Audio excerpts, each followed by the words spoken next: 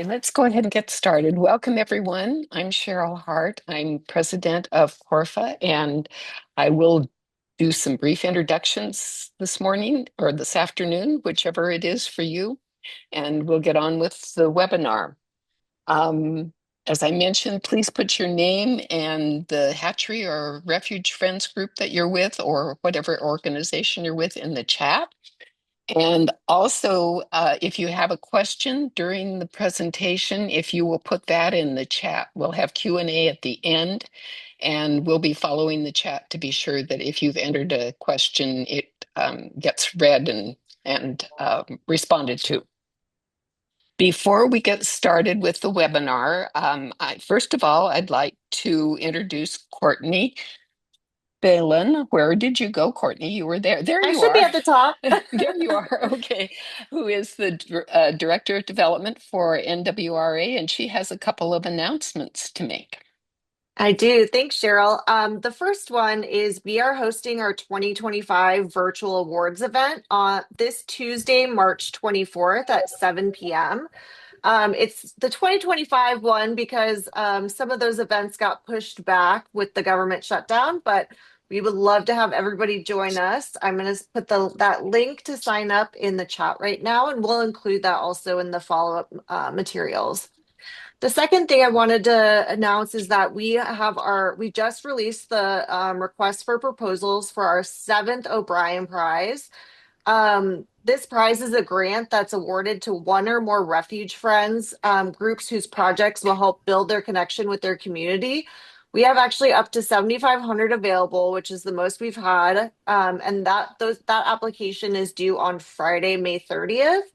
And I will also put that link in the chat. And the webinar we are hosting today, that project was helped out with the O'Brien Prize. They were our 2025 winners. So make sure that you guys apply. And if you have any questions, let me know. But we'll include that link in the follow-up materials as well. And that's Thank it. you, Courtney. And while we're talking about funding, I want to introduce next month's topic on April 15th at 11 o'clock Eastern, or sorry, 2 o'clock Eastern. Mike and Sharon Scott, who are with Friends of Hakala Forest in Hawaii, are going to do a webinar on building an endowment fund for your refuge. And they have been working since, I believe they started their endowment in 2015. They're up to almost $3 million now, and they hope to be up to 3.5 by the end of the year. So I think they maybe know how to do it. So I'm really excited about that one. Something I know nothing about, and I'm looking forward to finding out another way of possibly raising some funds to help our refuge. So with that, I'm going to go to today's webinar, which is on dark skies. And I would like to introduce Janelle Wicks, who is the executive director of Malheur, Friends of Malheur, and she is going to introduce the topic and take it away. So go for it, Janelle. Thank you, Cheryl, and thank you, National Wildlife Refuge Association and Corfa for hosting these webinars, and to NWRA for hosting the O'Brien Prize for organizations like ours that want to do good things on the ground and maybe need a little seed funding to help out with that. I'm excited to introduce a friend of mine today, Bill Kowalik, PhD, is the board chair and founding member of Dark Sky Oregon, a nonprofit dedicated to protecting Oregon's natural night skies through education, outreach, and advocacy. Dark Sky Oregon works with communities, parks, advocates across the entire state to reduce light pollution and promote healthier, star-filled nights for people and wildlife. Bill's background includes 3 decades of experience in earth sciences, remote sensing, and technology. Bill and I first met over 3 years ago when he presented at our fall members event, and I've been lucky enough to stay connected with him ever since and rely on the resources and support from Dark Sky Oregon for our own work at Malheur National Wildlife Refuge. So he's going to present, and then I'm going to follow up with a little bit about a successful dark sky event that we've been holding at the refuge here in Eastern Oregon. All right, thank you so much, Bill. Take it away.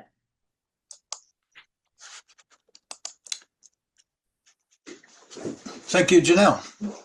So is everyone seeing the screen here? Dark skies and wildlife, I presume? Yep, looks good. Okay, great. So I start out with this picture, which turns out to be the city of Flagstaff, Arizona at night. And I show it because Flagstaff has been what's called a international dark sky community since 2001. And it is, in fact, the first dark sky community. And they are one of the few communities which has managed to reduce light pollution. And they do it by some strict lighting ordinances, in particular, a requirement that all outdoor lights need to be amber in color, except for special cases where you need color rendition, and I'll show you some examples. So keep in mind the city of Flagstaff and amber lights. It'll be a theme through this presentation.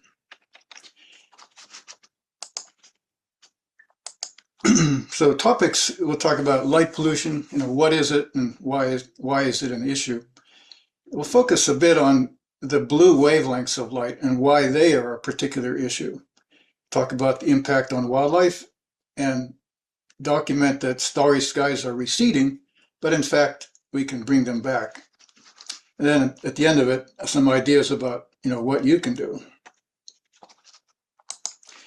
So light pollution is, we commonly think of it as, sky glow, the scattering of light that makes it from artificial light, that makes it up into the sky and, blots out some of the stars or all of the stars. But light pollution also includes other aspects, in particular, glare, which is, excessive brightness, typically from car headlights nowadays or business lights.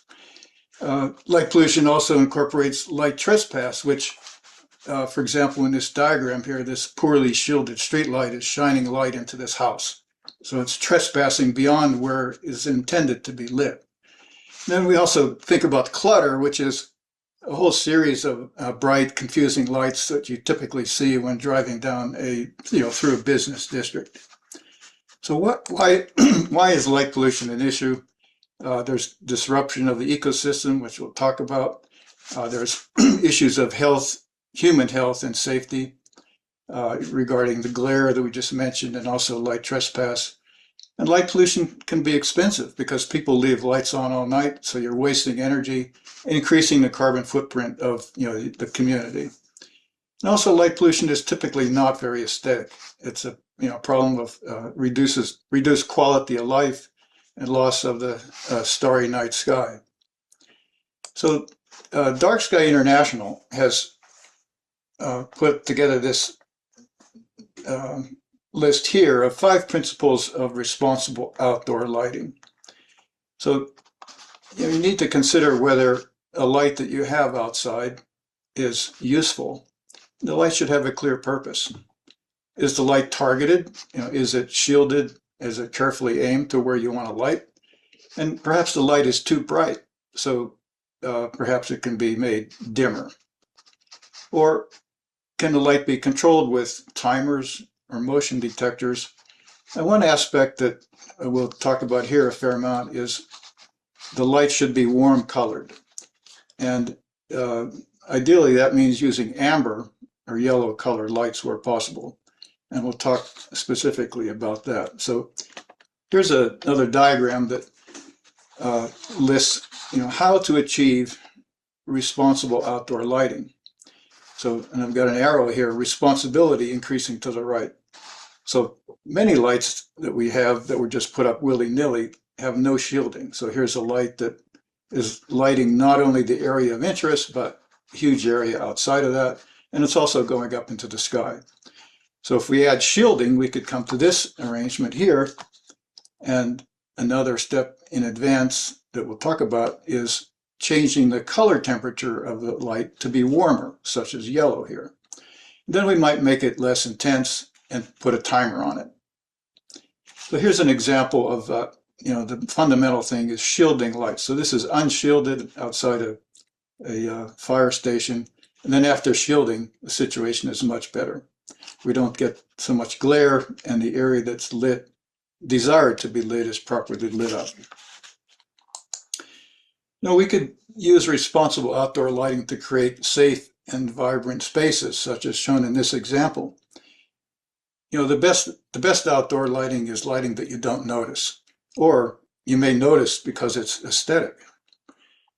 Here are some examples, from Flagstaff, which emphasizes amber lighting at night. And here's an example of a gas station, which has white light underneath it in great contrast to the surrounding amber light. So Flagstaff's ordinance allows white lighting in a place where you may need color rendition, such as pumping gas, to minimize any safety issues. But otherwise, Flagstaff pretty much uses amber lighting.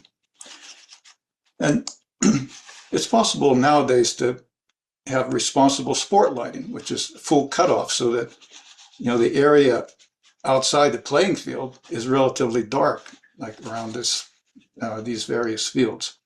So it's technology that exists now and can be installed.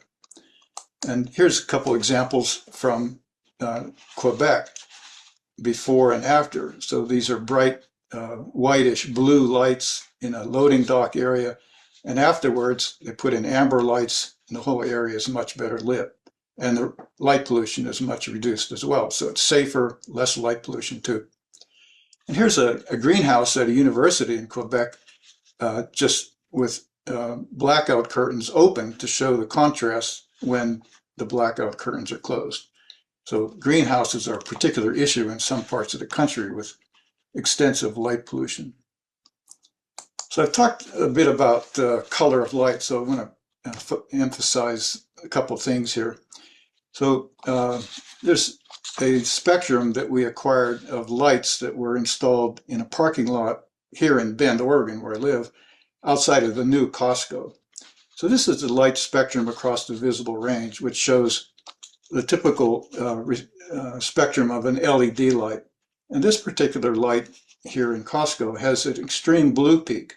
And that blue peak is particularly negative as far as atmosphere and wildlife is concerned. And if you do a technical measurement of this spectrum, you find that light is almost 4,200 Kelvin, which is a technical way of saying there's a lot of blue light. It's mimicking the sun.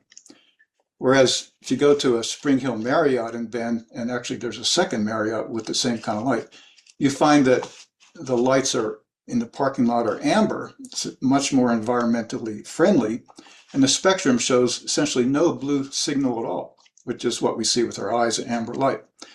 So a contrast in the correlated color temperature of these lights is much lower, 1800 CCT, correlated color temperature.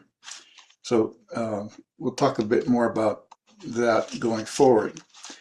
So the next topic here is, why is the blue peak like this in a light an issue? The first, and there's four reasons that it's an issue. First, blue light scatters a lot more in the atmosphere compared to other wavelengths of visible light. So this is percent of scattering of direct sunlight, versus wavelength across the visible. So blue light is scattering like 4 or 5 times more than, orange or red light. So that means that at night, if you put a white light out, which includes all of these wavelengths, the blue part is causing the biggest part of the problem up into the sky. And the second reason is that blue light at night adversely impacts our melatonin response. So melatonin, you may know as the hormone of darkness. So melatonin in our bodies across a 24-hour period here, and melatonin level here is relatively low during the day, but increases in the evening. And then when the sun sets and the blue light associated with the white light of sun goes away, melatonin kicks in, and it's directly tied to that blue light. It's not anything else. So melatonin can peak in the middle of the night because the blue light is absent, and then as the sun rises in the morning, melatonin drops off. And that's a direct result of the evolution of life on Earth. The melatonin molecule was key to by the evolution of life to the absence of blue light during the night. So, and there was no blue light at night prior to humans lighting up the night.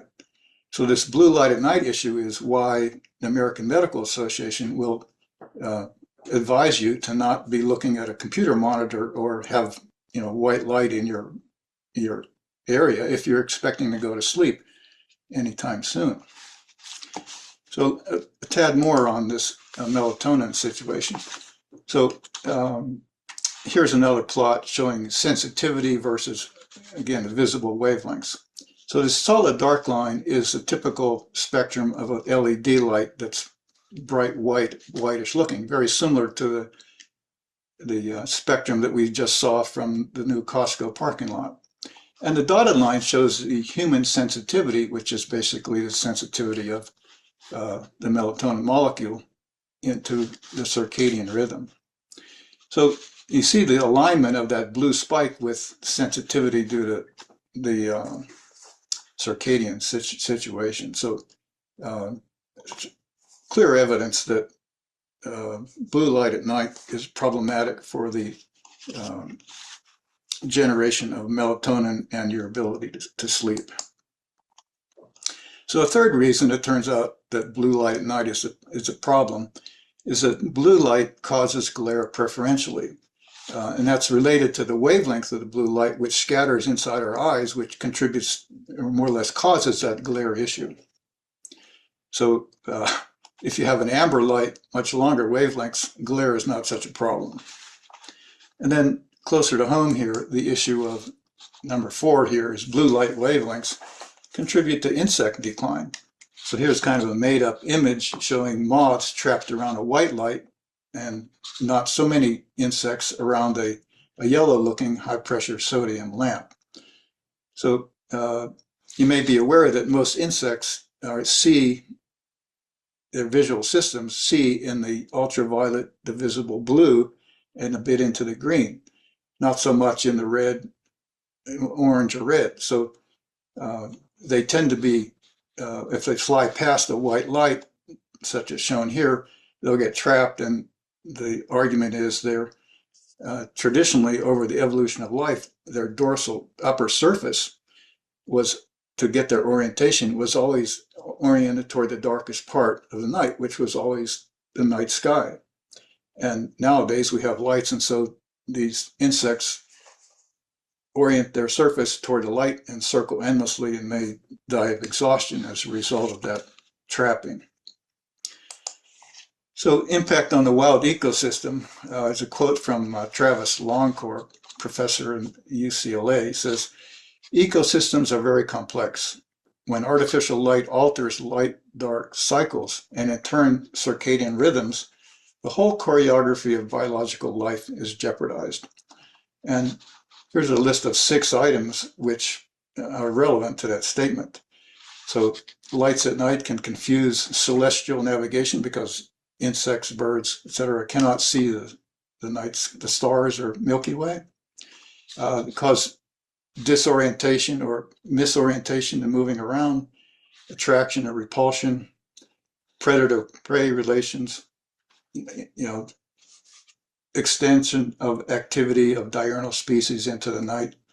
And then, as we just discussed, interruption of circadian rhythms, not just in people, but all living things that govern, in the case of birds, for example, breeding, nesting, migration, and foraging.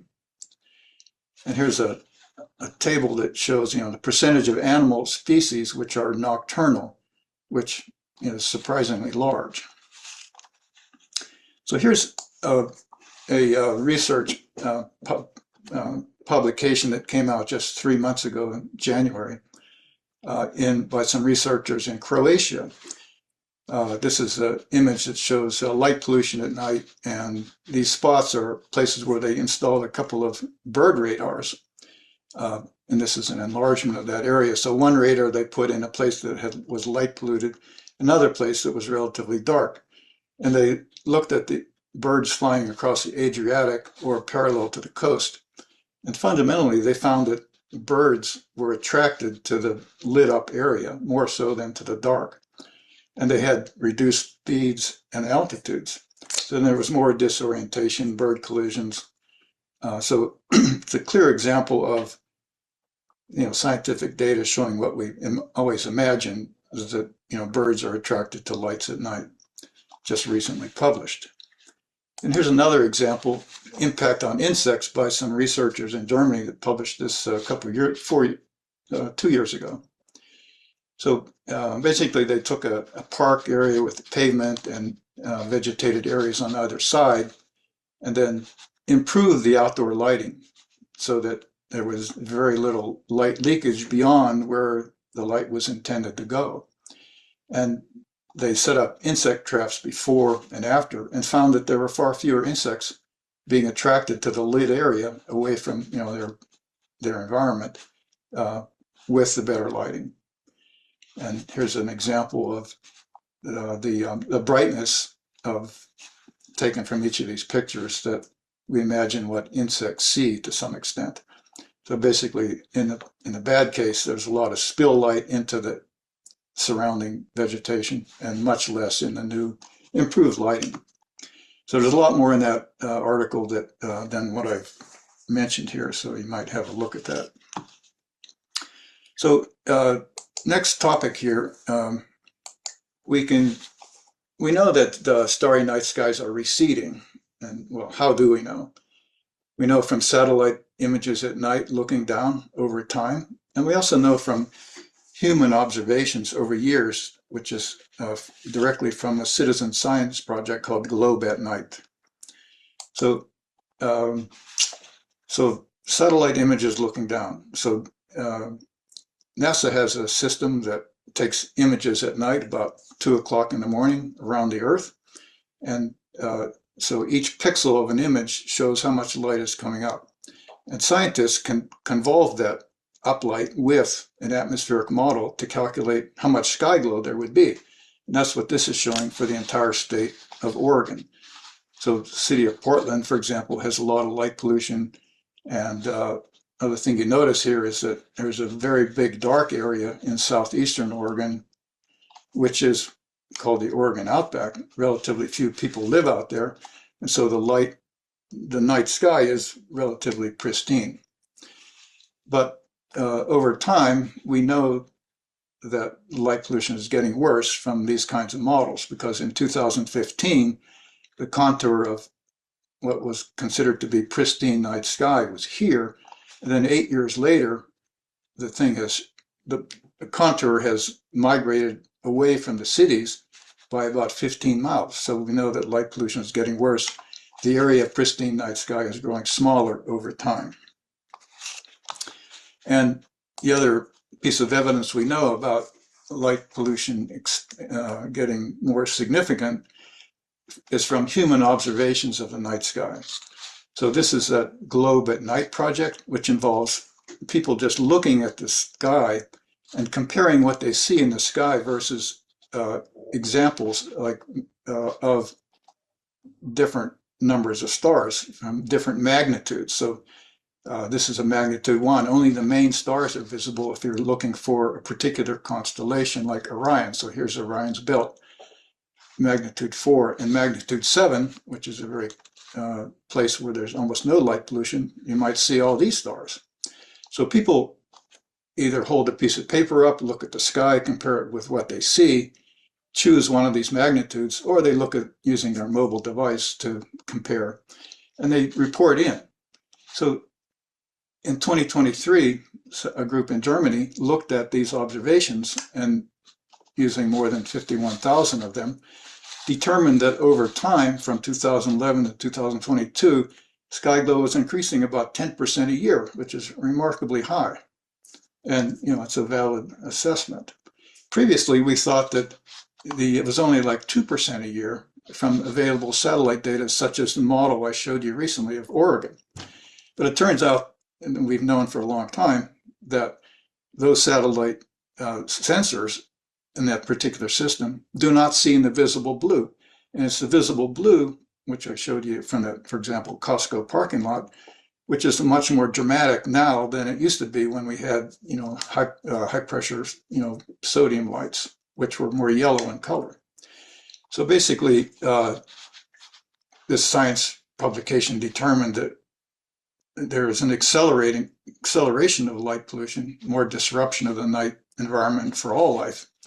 And they make a make a statement here to try to make it more relevant to the average person. They say, well, look, a child born where you can see 250 stars right now will only see about 100 by age 18 because the problem is increasing.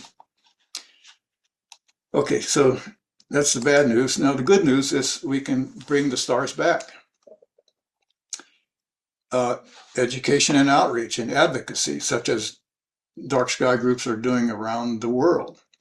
We can get involved with certification of international dark sky places. And economics of dark skies turns out to be a very useful aspect of bringing, or at least maintaining, starry night skies. And then there's the potential of responsible lighting. So we'll talk about each one of these topics in the next few slides. So International Dark Sky Places, this is a program that started in 2001 and is basically an effort to encourage communities, parks, and protected areas around the world to preserve and protect dark sky sites through responsible lighting and public education. So the whole point of this is to kind of put a marker in the sand saying, hey, this place has dark skies. It's a valuable resource, and most people are typically not aware of the night sky as a resource. So it's very educational. And currently, there are more than 250 of these certified places around the world. To become certified, there's a number of steps. You need to figure out how dark your sky is with some instruments. You may have to adopt a lighting policy or get the local community to adopt a lighting policy. You may have to fix your lights, or the community may have to fix their lights. And then there's outreach and education, which is a key part of the Dark Sky Place program. So here's a map of the United States with the colors representing sky glow calculated from the night sky satellite images as of 2024. So the white spots are all main cities. And on here are places that are certified as international dark sky parks, communities, reserves, a variety of different types here. And this is a PDF that links to that map. So if you want to have a closer look, you can get a full version of it. I'd like to point out that there's currently only 2 national wildlife refuges which are certified as international dark sky places. There's Heart Mountain in Oregon and Lost Trail in Montana. And perhaps there are others in the pipeline, which I'm not aware of. So a bit about the economics of dark skies. So this is, astronomy-based recreation and dark sky tourism. So it turns out to be economically a thing because people will stay overnight to see the stars. So they have to pay for a campground or a motel for maybe 1 or more days. Visits can be spread out to non-peak tourist seasons. This is dark sky tourism is increasingly common. And in particular, we know that about 80% of the people in the US cannot see the Milky Way from home. And so they're curious about these dark sky places, search them out, and that leads to sort of economic advantage for small communities in the vicinity of the dark sky places. And what got a lot of people's attention was a Missouri State study. A couple of profs from Missouri State in 2019 published their research on the economic benefits of astrotourism to all the national parks on the 4 states of the Colorado Plateau. So they calculated that over 10 years, astrotourism by itself was going to bring in almost $600 million a year and many jobs to those 4 states. That sounds like unreasonable number, but when you divide it by the number of camp possibilities or motel possibilities all year round on all those national parks, it makes more sense. So that led a number of groups to start pursuing dark sky certification and to sort of brag about their dark skies. And here's a blurb from Visit Utah, which says, they've got the most on Earth, which is true because they started earlier than most people. And other statewide groups such as Travel Oregon are, in pursuit. Okay, so let's talk about the potential of responsible outdoor lighting and the idea of bringing stars back, how we might do that. So we have the benefit here of models created by Kristen Lugenbuehl from the Flagstaff Dark Skies Coalition. So there are 3 models, and again, it's the whole state of Oregon, which shows, similar pattern to we've seen before. So this is a model calculated by, suppose all the uplight coming to the satellite was actually 3000 Kelvin light, which is a light that looks kind of whitish to our eyes, but that maybe 15% of the lights had bad shielding. And this is a model that you get from those conditions. And the edge of pristine light is this red line. So, and this is not too different from reality.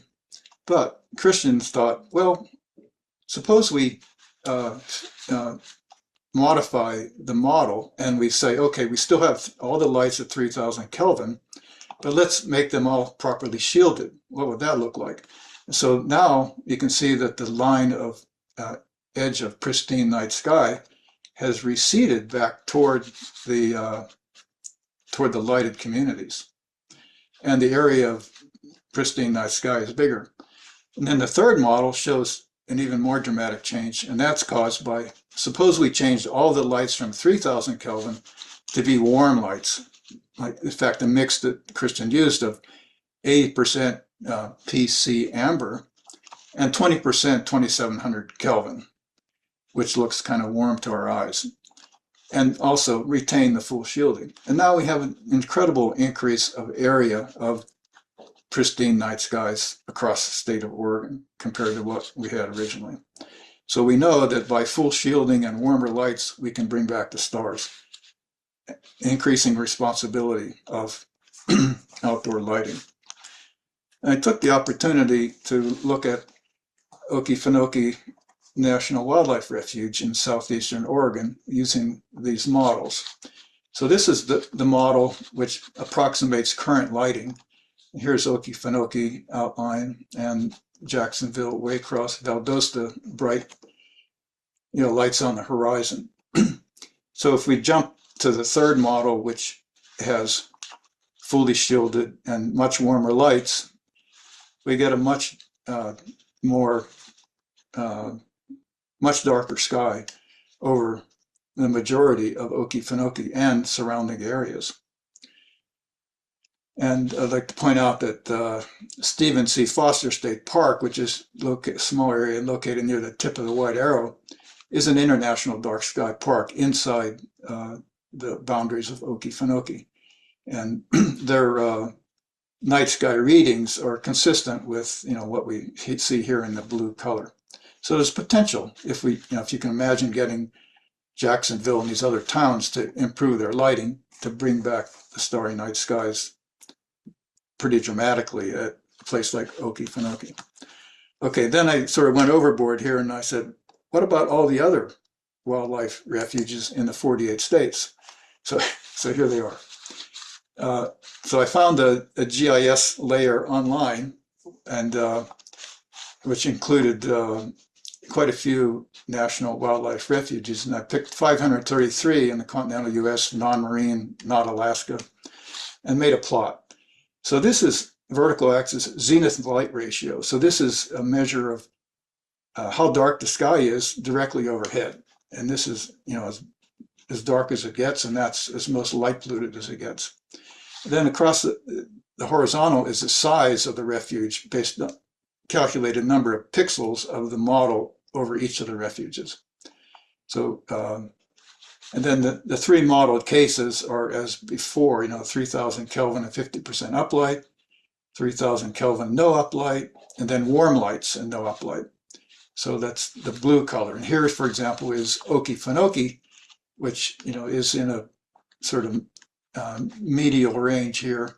And if you change the lighting, you get down toward a much darker situation. Here is Malheur, which is already quite dark and could benefit by improvement in lights, not so much at Malheur itself, but from all the surrounding distant cities. And I've labeled a couple more here. The biggest one, Charles Russell, and then Sheldon, which seems to be the very darkest, according to this model, of all of them. Then I might point out John Hines Refuge up here at Tinicum, which is just next to the Philadelphia airport, the most light polluted of all of these, according to the model. Okay, so last part of this, what can you do? You can do a home lighting assessment, and I won't talk about this in any detail, but here's a QR code to point you toward Dark Sky International's home lighting assessment. You can do a lighting inventory at your own refuge, and here's one that Michael McCaig from Dark Sky Oregon has performed for the Malheur Refuge in Oregon. Among other things, it shows where each of the outdoor lights are, in this case, the refuge headquarters. And here's an example of a light daytime picture over an exit door at night, and a spectrum that shows that that particular light is quite, has a very high correlated color temperature, strong blue peak, so it's not night sky friendly at all. Recommended to be changed. And Dark Sky International also has an assessment guide, which you can find at this QR code. So you can also consider getting your refuge certified as an international dark sky place. So the benefits from our point of view is that this brings attention to the light pollution issue, helps to connect people to nature, the night sky, and could be an economic driver of the local tourism economy. And here's a FAQ for dark sky places you might have a look at. And then the last thing here is, so what else can you do? You can join Dark Sky International, become a dark sky advocate, and then meet the global community of people working on this project of reducing light pollution. It's actually quite interesting, and to learn a lot by meeting people from around the world. Now, you could become individually educated on the issues of light pollution, and a good place to start or to continue would be this article called Artificial Light at Night, State of the Science 2025 by a guy named John Barentine. And this is the link to his published article, and that's a link to a YouTube video in which he talks about this presentation, this publication. And then for a very deep dive, if you're totally interested, there is an up-to-date library of scientific articles on light pollution at this zotero.org group, ALAN, Artificial Light at Night Database Library. So that'll point you there. So in summary, please use outdoor lights responsibly. The human and wild ecosystem will benefit. And avoid using white light at night because it contains the blue wavelengths. Choose amber lights. You could inventory your outdoor lights at home, in your refuge, and fix them to be responsible. And a part here that I don't mention is obviously most of the light pollution problem is caused by communities that don't have a lighting ordinance. So, depending on your interest, you could start working with the community to improve their lighting ordinance. And by the way, the state of Maine last year passed a law which requires all public lights which are going to be changed or newly installed to meet dark sky standards. So it's across the whole state. Together we can bring back the starry skies. And frankly, we are at early stages of this whole process. So there's a lot of progress currently, but more to be done. So thanks very much.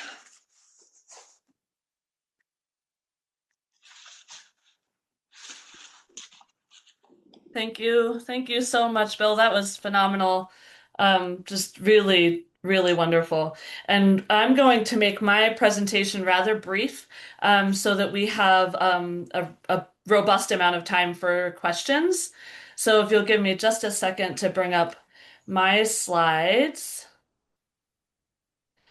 I want to talk a little bit about what we're doing at Malheur National Wildlife Refuge as the Friends Group. So, like Bill mentioned, we have undergone a lighting inventory process, and like Courtney mentioned, that was part of our application and our intentions behind soliciting for the O'Brien Prize, which we received $6,000 to support our efforts on the refuge and in our community, not only to do the lighting inventory and retrofit, but to engage meaningfully in outreach and education. So, one of the things that we've been doing for several years is engaging in this event, Malheur After Dark, which I will say did not necessarily start out as our event. Um, but we'll get to that a little bit. So I just want to point out that this is just one example of many things that you can do depending on your location, your community, your resources, your capacity. This promoting education and outreach and understanding of your Starry Nights can look very different depending on all of those things. So this is just one example. So this is a bit of a machination of what I would refer to as the dream team. So this is me, I'm the director for the Friends of Malheur, and this event really was the brainchild of my spouse, who happens to be the Eastern Oregon biologist for Bird Alliance of Oregon, formerly Portland Audubon. And she had this idea starting way back in 2020. And so we're going to follow a bit of the timeline of the evolution of the event from there to now. So, what were the goals? We really knew that because there was traction being gained around the Oregon Outback Dark Sky Sanctuary, and that there may be some local resistance to that, but that regardless of whether or not we were going to get Harney County to get involved and jump on board being a part of that larger sanctuary in Eastern Oregon, that we could do work to promote dark skies, their value, what's happening at the risk of losing them, not only to human health, but the wildlife, which we so desperately care about at the refuge. Malheur National Wildlife Refuge is huge. It's 186,000 acres out there in the middle of Harney County, which is also a huge geographic location. It's over 10,000 square miles with less than 10,000 people living there. So we really thought about creating connection and appreciation of this resource, building understanding, which may grow into advocacy. So in year one, this grand idea really came about heading into 2020. And then some things changed about the landscape of doing outreach in early 2020. So the program went from being kind of a grouping of different programs happening in the span of maybe a week out there on the grounds into a virtual series of events. And so Teresa was able to get a bat expert to come on and give a presentation, and then she took our echo meter around the neighborhood in Burns and recorded a bat walk that she could then present and discuss virtually. Um, she had Amy BC, who I'll talk about a little bit more later, but a local interpreter and dark sky, very knowledgeable dark sky educator, give a virtual presentation. It was well attended as far as those early 2020 virtual programs were, but it wasn't really what we wanted, what she envisioned.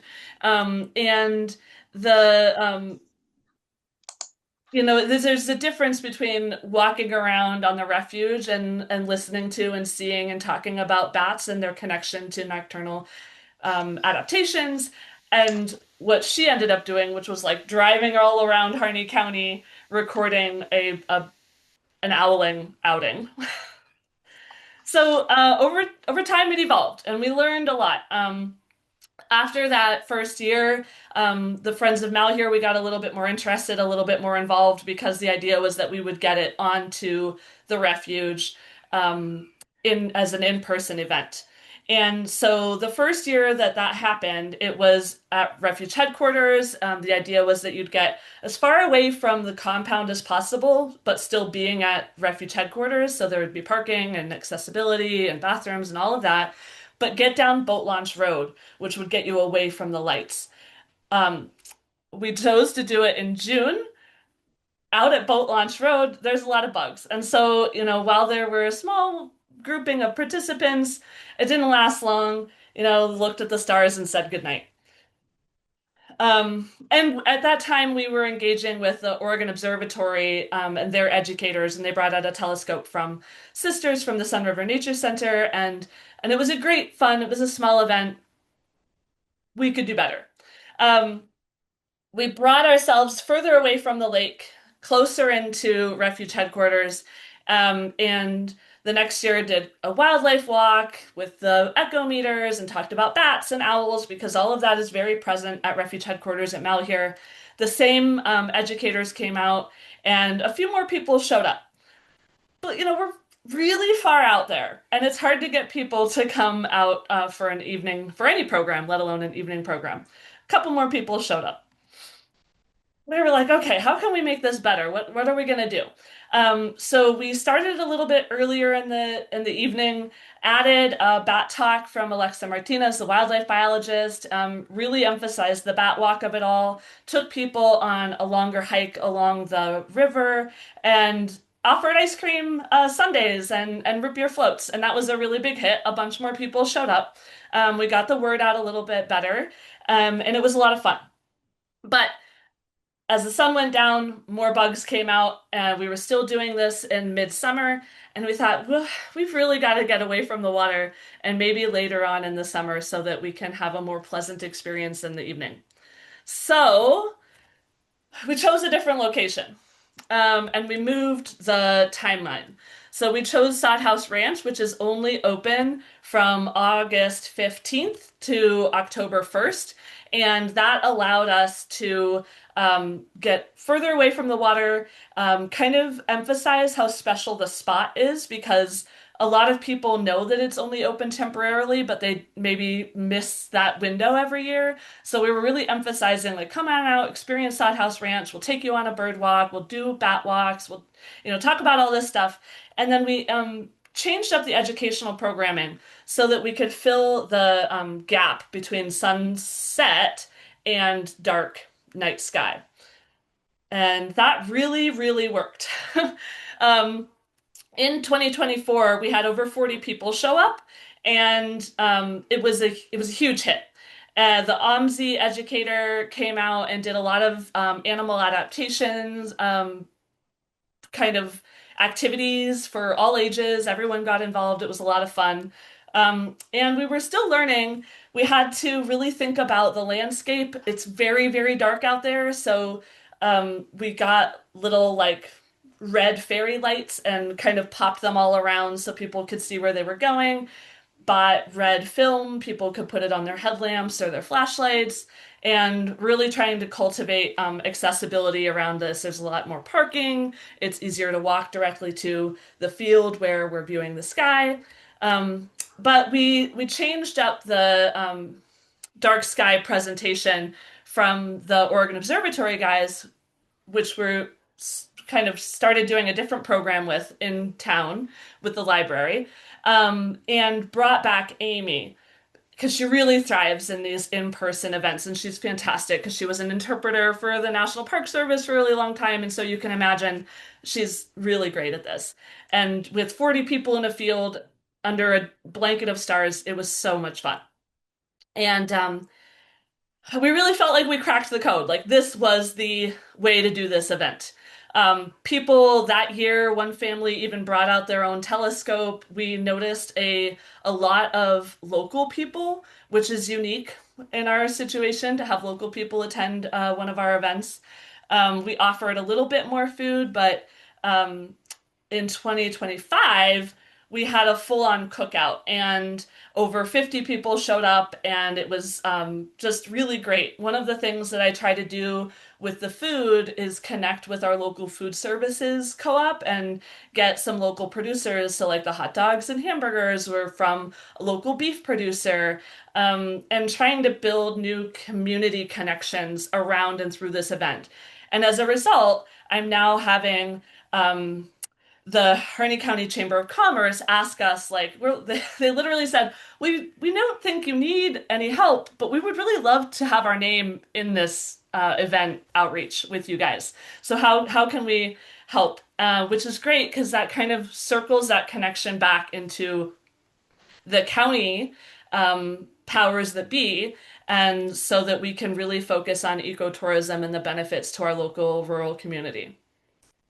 So we really feel like, you can shoot for the moon here. Now, in addition to Mount Here After Dark, we are involved in a Stars and Sundays program. This is in the town of Burns.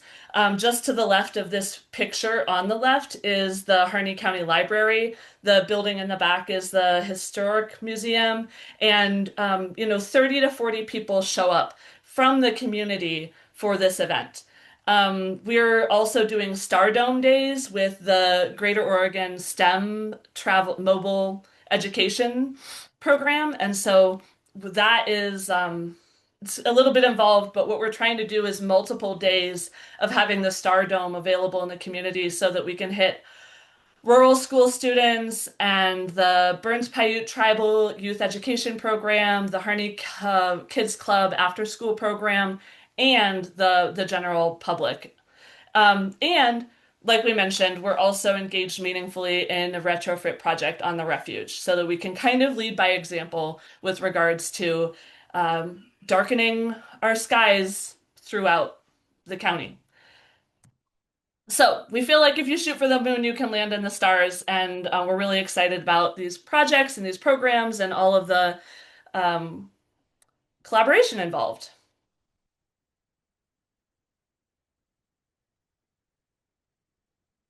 And that's that. I think we Thank have a few you. minutes to facilitate questions. And we have just a couple questions in the chat box that I'll give you. The first one, Bill, is Tom is wondering if the table that you have of the National Wildlife Refuges, the one that you created, is that available with a key to the National Wildlife Refuges? Yeah, excuse me. I don't have it just now, but I can create a spreadsheet of the data, which, is the data that went into that plot. So, and That would be great. so I should have send it to you then, Cheryl. Yes, you can send it to me or Joan, and we'll get it on the resource center along with the other materials from the webinar. Second one is from Meredith. With Dark Sky Month in April, is there a model resolution to read at a city council meeting? Yeah, there are a couple to consider. Dark Sky International has one on their website, and I let me put the I'll put in the chat the link to that, Great. and um, and then the other one is one that was passed last year by a small town here in Oregon, City of Sisters, and let me put that in the chat as well because it's an actual ordinance that was passed versus the one that I just showed earlier. And it's more simple, and it was put together with the uh, advice and of this guy John Barentine, who runs a business called I forget what it's called, but he's out of Tucson, and he's one of the more knowledgeable people about lighting situations and ordinances. So uh, he was instrumental in this ordinance.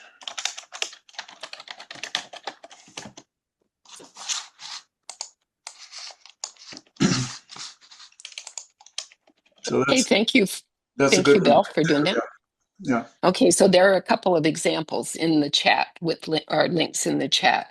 Those are the only questions. Oh, wait a minute. Janelle, how are you funding the retrofits? Uh, So, like I mentioned, we received $6,000 from the National Wildlife Refuge Association for that work, and part that work. That's not going to cover the full project, but um, we're going to solicit funds directly from our members and our donors as the need starts to exceed that. We have been lucky to work with Dark Sky Oregon, Michael McKeag, who is just such an incredible volunteer, and he travels all around the state doing these inventory models for different organizations and state parks and whoever is really looking for them. And so he has basically donated his time and his effort to give us all of the inventory information, and we're using that to now inform the purchasing of fixtures. Then we're going to use the bulk of that money to purchase all of those fixtures. The next step is getting a local electrician to give me a full quote for what it's going to cost to install them. Great. Thank you, Janelle. That's all of the questions in the chat, but Mark, I see your hand up. Do you have a question? Yes, I want to share on the East Coast uh, in Maryland, which made a big difference is it brings the fire light control of the light pollution at night brings the fireflies back, and everybody's happy to see the fireflies. And it also reduces the mosquito population by half because of the bats that come out. I want to share those two. Those are selling points, right? Yeah. Good reason for doing it. Are there any, if you have a question and you want to just ask it, you can raise your hand or take yourself off mute and ask the question.